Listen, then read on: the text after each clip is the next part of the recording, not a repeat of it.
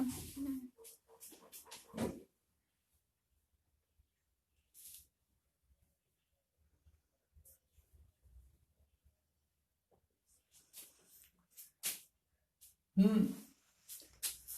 हम लोग magnetic effect of current, विद्युत धारा के चुंबकीय प्रभाव से संबंधित कुछ न्यूमेरिकल प्रॉब्लम्स हल करेंगे जो कॉम्पिटिटिव एग्जामिनेशंस में पूछे जाते हैं। तो आइए देखिए question number 1। Induced current generated by comparative movement of coil with respect to magnet. कुंडली को चुंबक के सापेक्ष, कुंडली को मान लीजिए कुंडली है, ये एक चुंबक है। कुंडली को चुंबक के सापेक्ष गति कराने पर, ये बंद कुंडली है, ये चुंबक के सापेक्ष गति कराने पर इसमें उत्पन्न विद्युत धारा, इसमें उत्पन्न प्रेरित धारा, चाहे कहिए धारा चाहे प्रेरित धारा, इंड्यूस्ड करंट प्रेरित धारा, मूवमेंट माने गति कराना, coil with respect to magnet, ये कॉइल है कुंडली, कुंडली को चुंबक के सापेक्ष गति कराने पर कुंडली में एक विद्युत धारा उत्पन्न हो जाती है। कुंडली में एक विद्युत धारा उत्पन्न हो जाती है। मान लीजिए विद्युत धारा उत्पन्न हो गई, क्या हो गई? विद्युत धारा। हम जानते हैं इस तरह से धारा उत्पन्न होगी, ये आपको बताया गया था। इधर अगर हम लाए इसको तो ये सिरा कुंडली का क्या हो जाता है? उत्तरी ध्रुव बन जाता है। तो कॉइल को इधर लाने, कॉइल की तरफ चुंबक को गति कराने पर इसमें एक विद्युत धारा उत्पन्न हो जाती है, प्रेरित धारा, उसको आई कहिए चाहे कहिए, उसमें एक विद्युत वाहक बल उत्पन्न हो जाता है। दैट डिपेंड्स, जो कि निर्भर करता है किस पर? नंबर 1 लिखा है इंटेंसिटी ऑफ मैग्नेटिक फील्ड, चुंबकीय क्षेत्र की तीव्रता पर। चुंबकीय क्षेत्र की तीव्रता पर निर्भर करता है। चुंबकीय क्षेत्र की तीव्रता हम लोग इसे बी अक्षर से प्रदर्शित करते हैं। Number of turns on the coil, क्या है? कॉइल पर, कुंडली पर फेरों की संख्या, कुंडली पर तारों के फेरों की संख्या, तारों के फेरों की संख्या, जिसे हम लोग एन अक्षर से प्रदर्शित करते हैं। Comparative movement of coil with respect to magnet, magnet के सापेक्ष, चुंबक के सापेक्ष कुंडली की गति। अगर तेजी के साथ गति है तो तेज चुंबकीय क्षेत्र उत्पन्न होगा, कम गति है तो कम उत्पन्न होगा। कह रहा है क्या इसमें से, इन तीनों कथनों में से केवल पहला सही है? Only first. कह रहा है first and second, third, second and third. D कह रहा है फर्स्ट, सेकंड एंड थर्ड, तो ये सभी सही है, यानी विकल्प डी इज करेक्ट। कैसे करेक्ट है इसको देखिए। हम जानते हैं फैराडे का चुंबकीय प्रेरण का नियम क्या है कि जब किसी चुंबक को किसी बंद कुंडली के सापेक्ष गति कराया जाता है तो उसमें एक विद्युत धारा उत्पन्न हो जाती है, चाहे को विद्युत वाहक बल उत्पन्न हो जाता है, जिसे हम प्रेरित विद्युत धारा या इंड्यूस्ड करंट कहते हैं।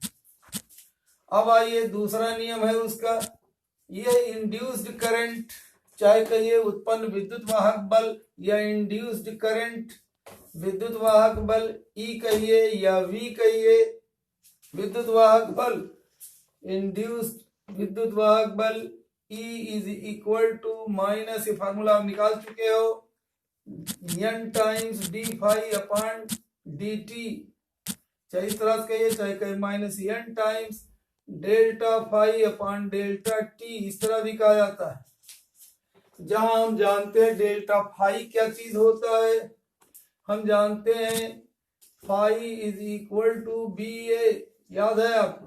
बी इज इक्वल टू चाहे कहिए फाई अपॉन ए, चाहे कहिए B is equal to delta phi upon delta T, delta A. क्या है ये चुंबकीय क्षेत्र की तीव्रता किसके बराबर होती है? ये फ्लक्स है, ये एरिया है। इकाई क्षेत्रफल से लंबवत दिशा में गुजरने वाली बलरेखाओं की संख्या को चुंबकीय क्षेत्र की तीव्रता भी कहते हैं। ये क्या फ्लक्स है? किसी क्षेत्रफल ए से लंबवत दिशा में गुजरने वाली बलरेखाओं की संख्या, क्षेत्रफल ए से, एरिया ए से गुजरने वाली बलरेखाओं की संख्या, लंबवत दिशा में गुजरने वाली बलरेखाओं की संख्या को फाई कहा जाता है। तो फाई तथा क्षेत्रफल के अनुपात को कैसे कहेंगे? क्योंकि ए क्षेत्रफल से गुजरती हैं फाई बलरेखाएं, इसलिए इकाई क्षेत्रफल से गुजरेंगी कितना? 1/a गुणे फाई, यानी फाई बटा ए। तो ये हो गया। अब आइए देखिए अपने क्वेश्चन पर आइए, किस पर डिपेंड करता है? कह रहा है intensity of magnetic field, intensity of magnetic field. अब जानिए आप delta phi upon delta t की जगह पर हम क्या कह सकते हैं? डेल्टा फाई, ये बी क्या चीज है? Delta phi upon delta t, ये क्या है? चुंबकीय क्षेत्र। क्या नाम है? चुंबकीय क्षेत्र की तीव्रता। ये delta phi upon delta t को हम क्या कहते हैं? चुंबकीय क्षेत्र की तीव्रता, यानी डेल्टा फाई पर निर्भर करता है। चुंबकीय बल रेखाओं की संख्या में परिवर्तन ज्यादा होगा तो चुंबकीय क्षेत्र की तीव्रता ज्यादा होगी। देख रहे हो डेल्टा फाई का मान, ये B is proportional to delta phi. इस समीकरण को देखो, B is equal to delta phi upon delta A, चाहे कहो B is equal to phi upon A. तो जितने ज्यादा ये फाई अधिक होगा तो B अधिक होगा, ए अगर अधिक हो जाए तो B का मान कम हो जाता है। तो ये चुंबकीय क्षेत्र की तीव्रता, ये फाई के माने होता है चुंबकीय क्षेत्र। फाई का मान अधिक होगा, डी फाई का मान, तो चुंबकीय क्षेत्र का मान ज्यादा हो जाएगा। तो ये करेक्ट है, इंटेंसिटी ऑफ मैग्नेटिक फील्ड पर निर्भर करता है। दूसरा है नंबर ऑफ टर्न्स। आप देख रहे हो is proportional to, E is proportional to, आप क्या कहोगे? N. E is proportional to delta phi, या कहो सिर्फ फाई। तो ये हो गया, यानी इंटेंसिटी ऑफ मैग्नेटिक फील्ड पर निर्भर करता है धारा का मान, चाहे विद्युत वाहक बल का मान। ये विद्युत वाहक बल है, ई है, विभवांतर है। हम जानते हैं V is proportional to I, Ohm के नियम के अनुसार, यानी जितने ज्यादा विभवांतर होगा उतने ज्यादा करंट उत्पन्न होगी। ये हो गया इंटेंसिटी ऑफ मैग्नेटिक फील्ड पर निर्भर करता है। दूसरा क्या होता है? Number of turns in the coil, ये नंबर ऑफ एन पर भी जितने ज्यादा एन होगा उतने ज्यादा ये विद्युत वाहक बल होगा। जितने ज्यादा विद्युत वाहक बल होगा, विभवांतर जितने ज्यादा होगा उतने ज्यादा करंट होगी, यानी intensity of current, induce current उतना ही अधिक होगा। तीसरा आ रहा है comparative movement of coil and with respect to magnet. कहा गया ये चुंबक क्या है, इसके साथ गति कराने पर क्या होगा? जितनी तेजी के साथ आप गति कराओगे उतनी ही तेज विद्युत धारा उत्पन्न होगी। तो ये तीनों ही सही है, इन तीनों को याद करना है। तो क्या सही है? ये डी करेक्ट है। अब दूसरा देखिए,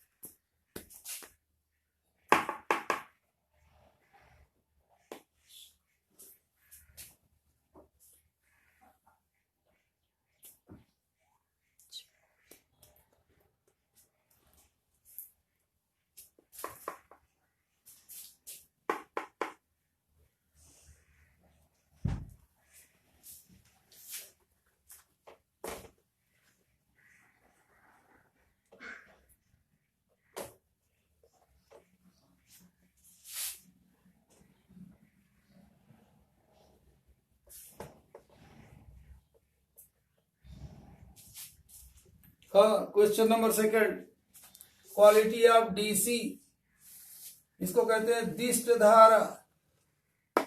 दिष्ट धारा दूसरे को कहते हैं डीसी और एसी, दो जानते हो। तो दिष्ट धारा इसको कहते हैं, दूसरे को कहते हैं प्रत्यावर्ती धारा एसी। एसी को कहते हैं अल्टरनेटिंग करंट, इसको कहते हैं डायरेक्ट करंट। तो एसी में क्या होता है?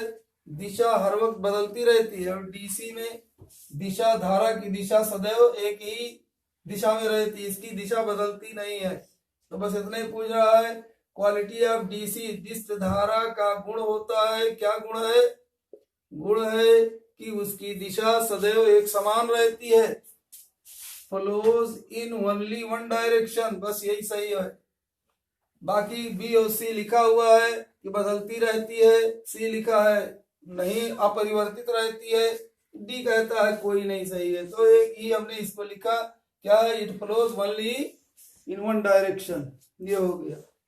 तीसरा देखिए, in a coil rotating in a magnetic field, एक कॉइल है कह रहा है, ये मैग्नेटिक फील्ड है मान लीजिए, ये चुंबकीय क्षेत्र है, इस तरह से उत्तर से दक्षिण दिशा की ओर चुंबकीय क्षेत्र की दिशा मानी जाती है, चुंबकीय क्षेत्र है। इसमें कह रहा कोई एक कुंडली है जो कि रोटेट हो रही है, घूम रही है, कोई एक कुंडली है। इन ए कॉइल, किसी एक कॉइल में जो कि घूम रही है मैग्नेटिक फील्ड में, magnetic field in the direction of current, the correct direction of current is determined by, इसमें विद्युत धारा की दिशा को कैसे निर्धारित किया जाता है? करें कोई एक ये चुंबकीय क्षेत्र है, इसमें एक कोई कुंडली है, इसको घुमाया जाता है, यानी क्या है? ये डायनेमो है, क्या है? विद्युत जनित्र, इसको घुमाया जा रहा है। कैसे विद्युत जनित्र में आप जानते हो इस तरह से होता है, ये विद्युत जनित्र है, इसमें क्या होता है? ये उसकी अक्ष है, बार बार देखिए इसके से बनाइए, इसको घुमाया जाता है। इधर जानते हो कि एक ब्रश लगा रहता है लोहे का, ये ब्रश है B1, इधर B2। कहते हैं कि इसमें जो धारा उत्पन्न होती है, धारा उत्पन्न होगी, किधर उत्पन्न होगी, उसकी धारा का निर्धारण कैसे किया जाता है? आप जानते हो ये जनरेटर है, जनरेटर में विद्युत धारा का निर्धारण कैसे किया जाता है? फ्लेमिंग के दाएं हाथ के नियम द्वारा किया जाता है, बस इतना ही लिखना है। इज डिटरमिन्ड, ज्ञात किया जाता है by Fleming's right hand rule. यदि हम अपने दाहिने हाथ की प्रथम 3 अंगुलियों को, बायां हाथ न लिख देना, प्रथम 3 अंगुलियों को लंबवत दिशा में इस प्रकार फैलाएं कि 4 फिंगर ये फील्ड की दिशा बतावे, 4 फिंगर फील्ड की दिशा, और इसको अगर घुमाया जाए, मान लीजिए इसको किस दिशा में, एंटी क्लॉकवाइज दिशा में हम इसको घुमा रहे हैं, मान लो इस दिशा में, इसे ये घड़ी के सुई के चलने की विपरीत दिशा हो गई, घुमाया जाए तो कह रहा है कि दाएं हाथ के नियम के अनुसार क्या होगा? इसको इस तरह से घुमाया जा रहा है तो धारा उसके उस पर गति ये है, थंब क्या है? गति को बताता है, ये है। और इसको गति की दिशा किससे हो?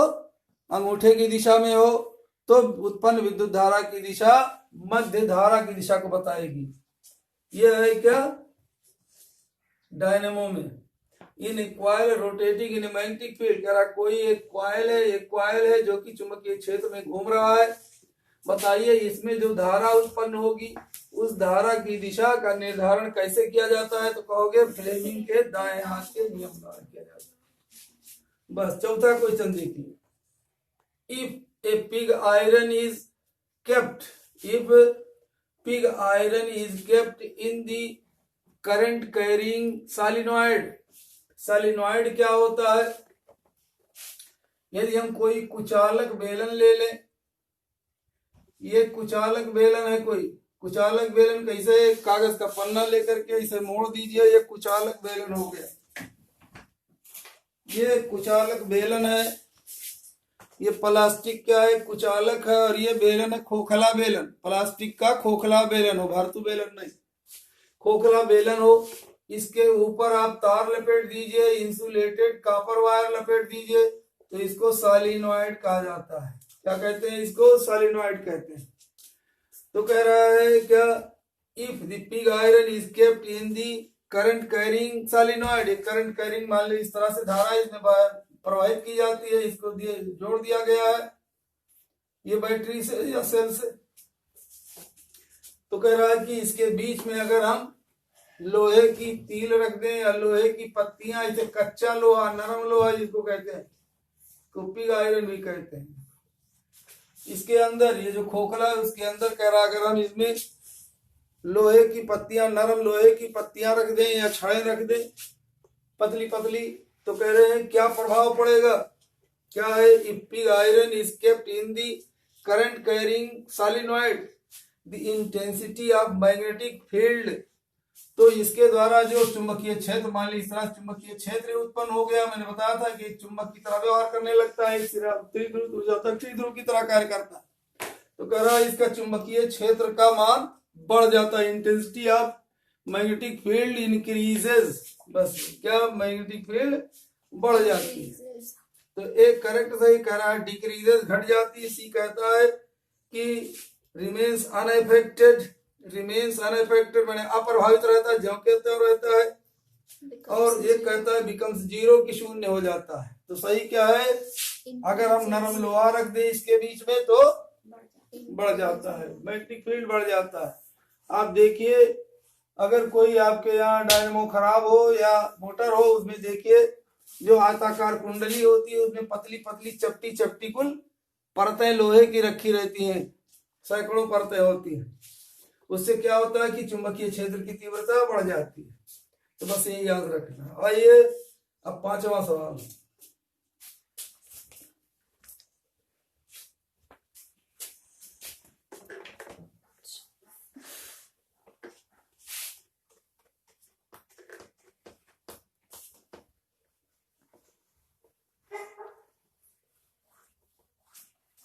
ये बहुत छोटा छोटा कुल था, बड़ा आसान है, तो देखते जाओ। पांचवा क्वेश्चन करा, मेक एन इलेक्ट्रिक सर्किट, एक सर्किट बनाइए, वैद्युत परिपथ बनाइए, एक इलेक्ट्रिक सर्किट बनाइए जिसमें एक क्या हो, जिसमें एक सीधा तार हो, चालक तार हो। मान लीजिए एक सीधा चालक तार है, एक सीधा चालक तार हो, एक सरल परिपथ बनाए जिसमें एक, make an electric circuit with ए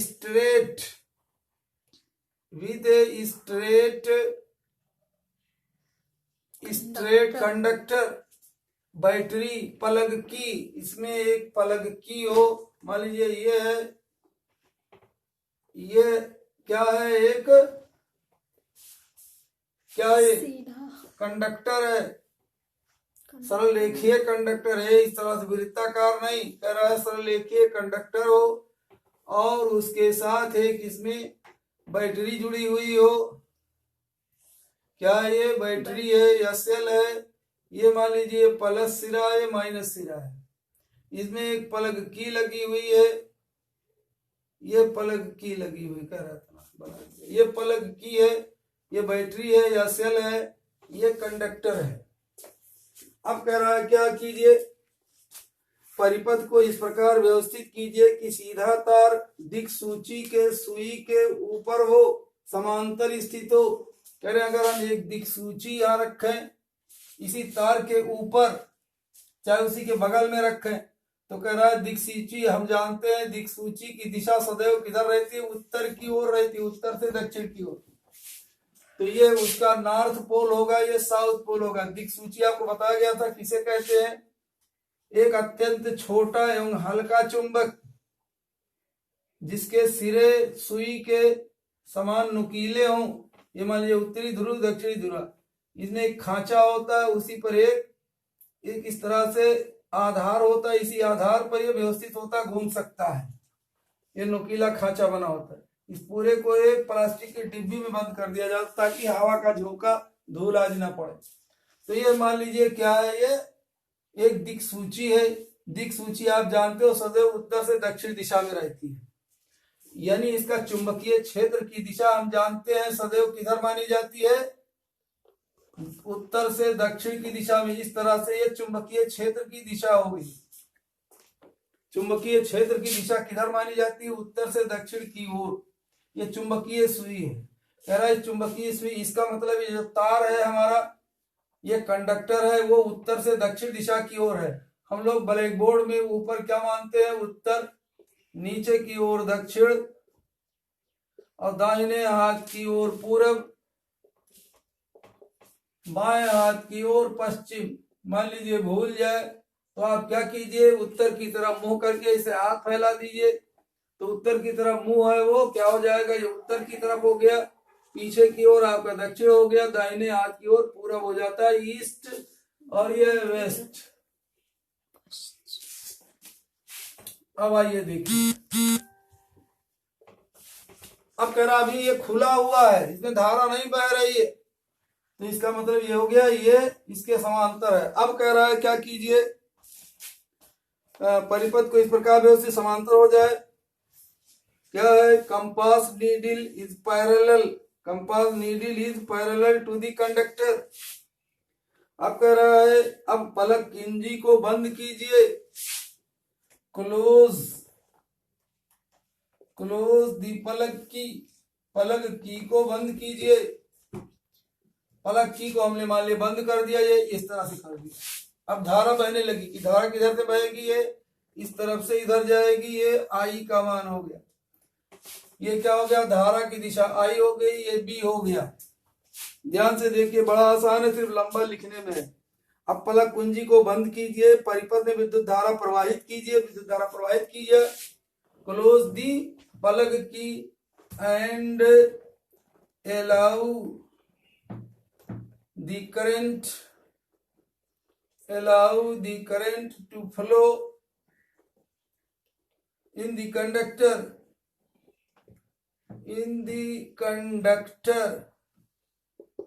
ठीक, प्रवाहित कीजिए। जैसे ही तार में से धारा प्रवाहित होगी है, सुई विक्षेपित हो जाती है, तो कह रहा है कि सुई विक्षेपित हो जाती है, द नीडल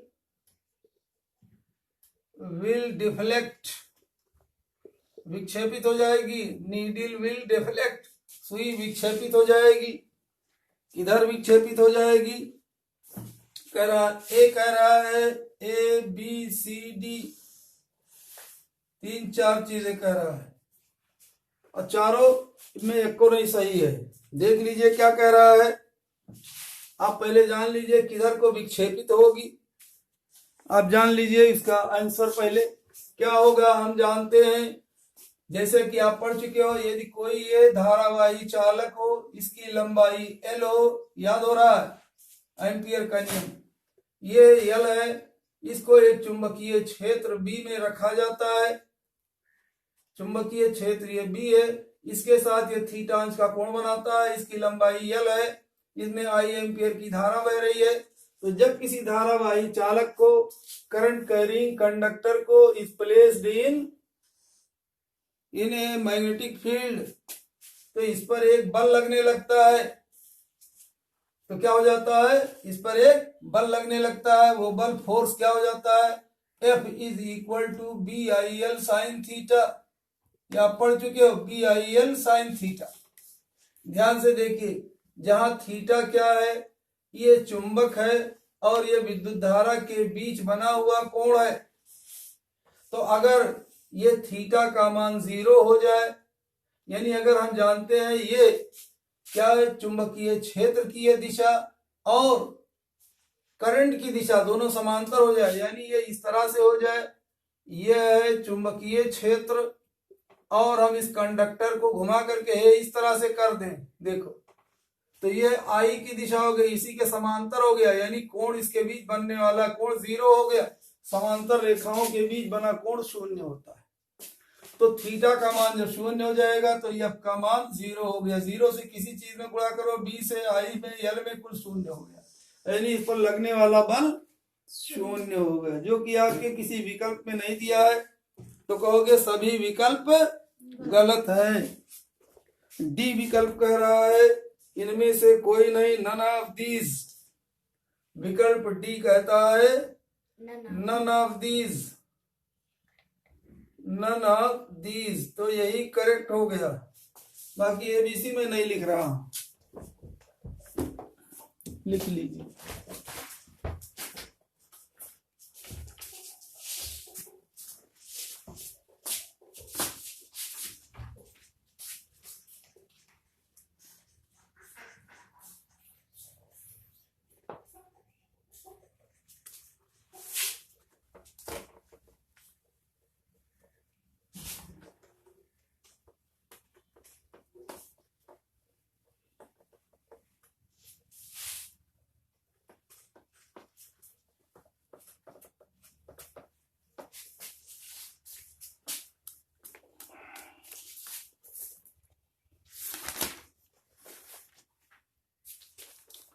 आइए देखिए आगे क्वेश्चन नंबर 6। चुंबकीय बल रेखाएं मैग्नेटिक लाइंस ऑफ फोर्स। देखिए कितना आसान है। Magnetic lines of force, magnetic lines of force are closed curve, are closed curve. Magnetic lines of force are, बस इतना है, आर, उसके बाद विकल्प A closed curve, closed curve. सिर्फ मैं सही वाला ये लिख रहा हूं, बी सी डी कुछ नहीं लिख रहा हूं। क्या हम जानते हैं चुंबकीय बल रेखाएं बंद वक्र होती हैं। क्या होती हैं? बंद वक्र। चुंबकीय बल रेखाएं बंद वक्र होती है। चुंबकीय बल रेखाएं जानते हैं आप क्या होता है। ये मान लीजिए एक चुंबक है जिसका उत्तरी ध्रुव है, ये दक्षिणी ध्रुव है। चुंबकीय बल रेखाएं सदैव उत्तर से दक्षिण दिशा की ओर चलती हैं। इस तरह से इन्हें हम चुंबकीय बल रेखाएं कहते हैं। ये क्या होती हैं? काल्पनिक होती हैं, ये वास्तव में नहीं होती है। और ये बंद वक्र यहाँ उत्तर से चल करके फिर यहाँ अंदर आके पहुंचती है, यहाँ से आकर के यहीं पर पहुंचती है। ये बंद वक्र होती है, घुमावदार रेखाएं होती। तो ये सही हो गया, क्लोज्ड कर्व होती है। 7वां क्वेश्चन देखिए। फ्लेमिंग के दक्षिण हस्त नियम के अनुसार विद्युत जनित्र में धारा विद्युत जनित्र में ज्ञात किया जाता है। इन electric generator, in an electric generator, in an electric generator, in an electric generator the direction of current, direction of current, current is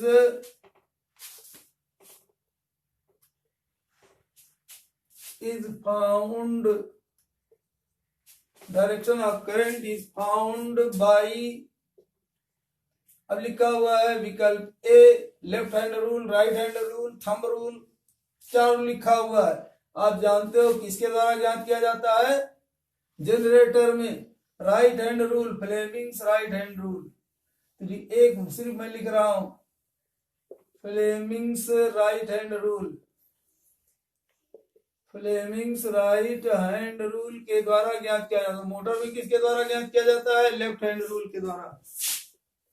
8वां question देखिए। विभक्त वलय दिक् परिवर्तक गति की अवस्था में कहलाता है। विभक्त वलय, विभक्त वलय क्या अंग्रेजी में हम लोग कहते हैं इसको? विभक्त वलय, स्प्लिट रिंग कम्यूटेटर, क्या कहते हैं इसको? स्प्लिट विभक्त वलय दिक् परिवर्तक, विभक्त वलय दिक् परिवर्तक, दिक् परिवर्तक, विभक्त वलय split ring commutator, split ring commutator, commutator, split ring commutator, split ring commutator, split ring commutator गति की अवस्था में दिक् परिवर्तक, स्प्लिट रिंग्स विभक्त वलय दिक् परिवर्तक गति की अवस्था में, split ring commutator is called in moving state, in moving state क्या कहलाता है? ए सिर्फ क्या कहेंगे इसको? कम्यूटेटर कहते हैं सिर्फ, बस और कुछ नहीं, कम्यूटेटर सही है यही। 9वां क्वेश्चन देखिए। तांबे के एक तार की आयताकार कुंडली एक चुंबकीय क्षेत्र में यांत्रिक घूर्णन कर रही है। तांबे के तार की आयताकार कुंडली, ये एक आयताकार कुंडली है, रेक्टेंगुलर कॉइल, आयताकार कुंडली एक चुंबकीय क्षेत्र में गति कर रही है। ये चुंबकीय क्षेत्र है, ये आयताकार कुंडली इसमें गति कर रही है। तांबे के एक आयताकार कुंडली एक चुंबकीय क्षेत्र में यांत्रिक घूर्णन कर रही है। ए रेक्टेंगुलर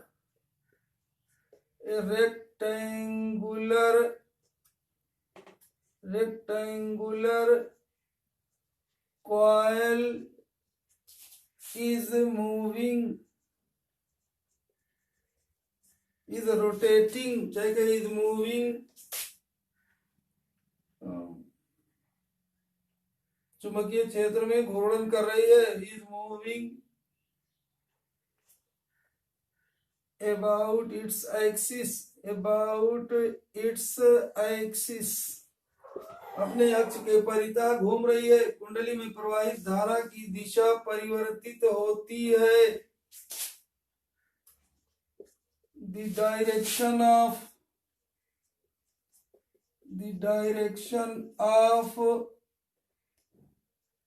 induced current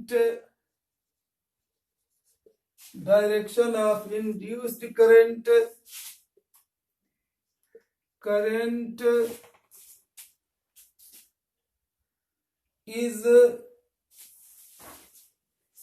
changed, धारा की दिशा परिवर्तित होती है। कब परिवर्तित होती है? इस चेंज, परिवर्तित हो जाती है। ए है हाफ रिवॉल्यूशन, आधे चक्कर के बाद। बी है 1/4 रिवॉल्यूशन। सी है 1 रिवॉल्यूशन, एक पूरे चक्कर के बाद। डी कह रहा है नन ऑफ दीज, तो क्या है, आधे चक्कर के बाद धारा की दिशा बदल जाती है। ये आपको बताया गया था। कैसे बताया गया था? जब कुंडली में क्या होता है, ये कुंडली आधा चक्कर 180 अंश घूम चुकती है, तब क्या होता है, धारा की दिशा बदल जाती है, अल्टरनेटिंग करंट। बस इतना ही लिखना। 9 और आगे 10वां देखिए, ये बहुत सब आसान क्वेश्चन। फ्यूज तार बना होता है, फ्यूज वायर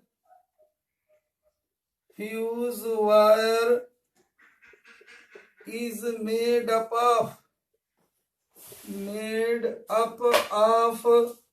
ये किससे बना होता है? तमाम कुछ दिया हुआ है, हम लिखेंगे क्या? एक है tin and lead, SN + PB, tin और लेड के मिश्रण से बना हुआ था। बी दिया हुआ है कॉपर का, तांबे का बना हुआ होता है। सी दिया हुआ है एल्यूमिनियम का बना होता है। डी दिया हुआ है कॉपर + एल्यूमिनियम + आयरन। कौन सही है? ये टिन एंड लेड का बना हुआ होता है। बस अब आप इतना ही रहने दीजिएगा।